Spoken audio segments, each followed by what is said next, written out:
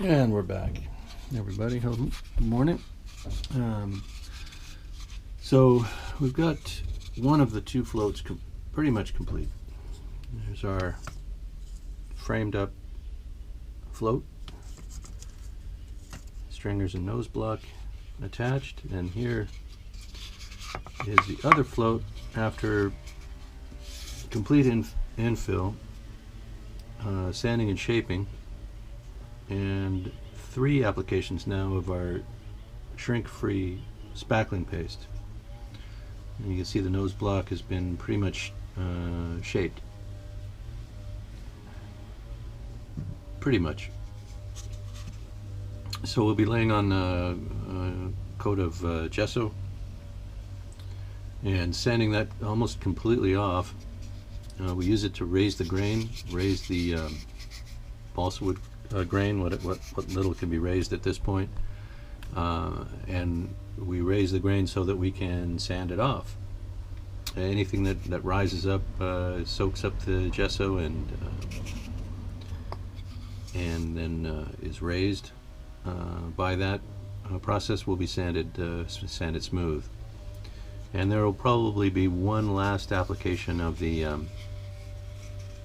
filler, and then that'll be sanded off, and then we'll finish sand down to our finer grit, something like a 220 anyway, and maybe it will go a little further than 220 on the floats. We like a nice polished aluminum effect, and that takes a lot of sanding.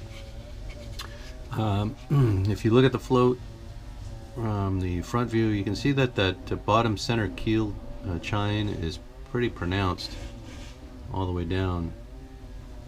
A nice hard line there. And what I do is, once everything is infilled, I'll take a piece of the 1/16 stringer material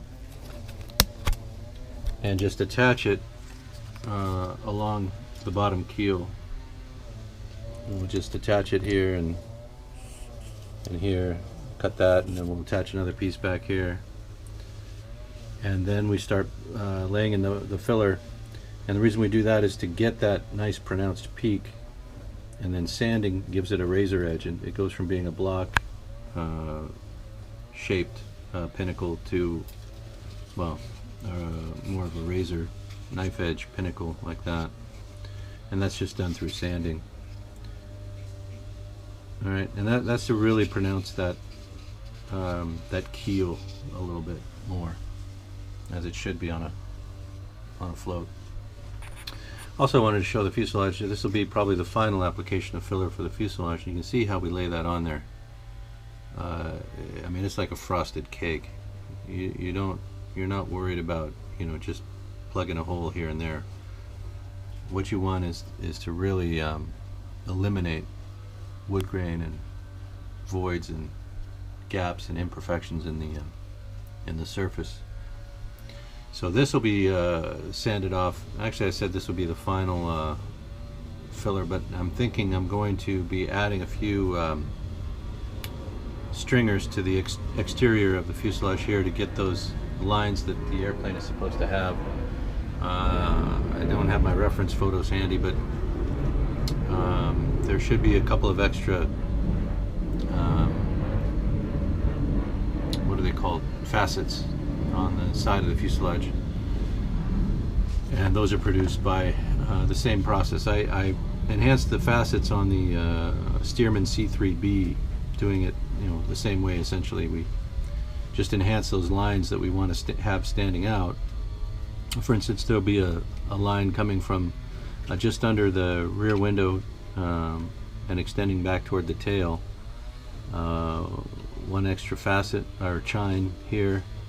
Another one comes down almost parallel to the rear lower fuselage, and then when it gets to the rear window, it just rolls up just a little bit to here, and then terminates right about there.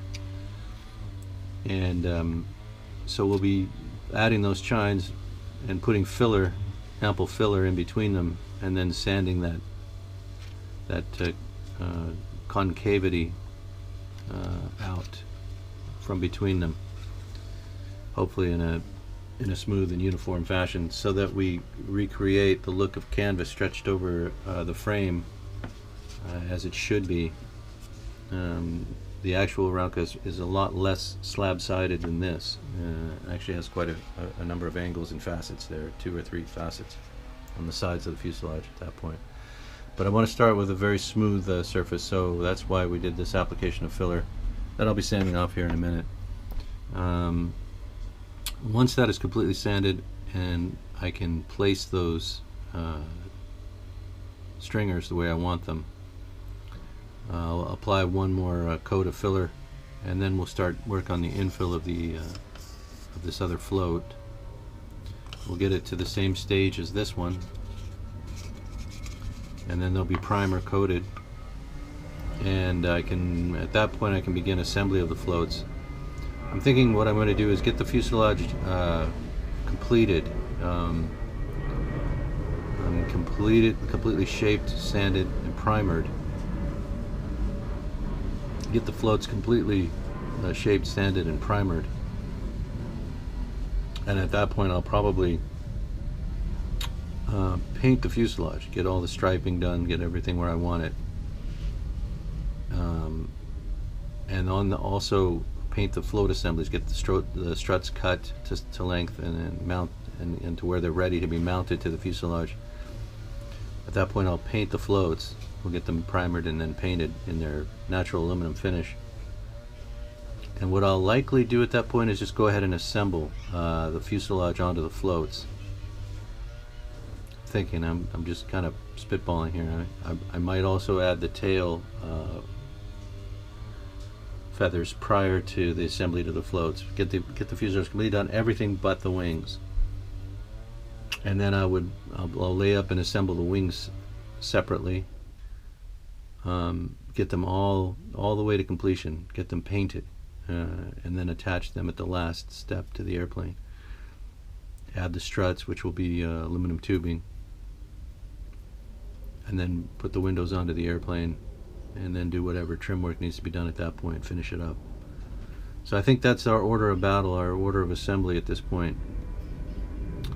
But I wanted to give you something. I haven't been posting much lately. Been having some other, real world interference in the project.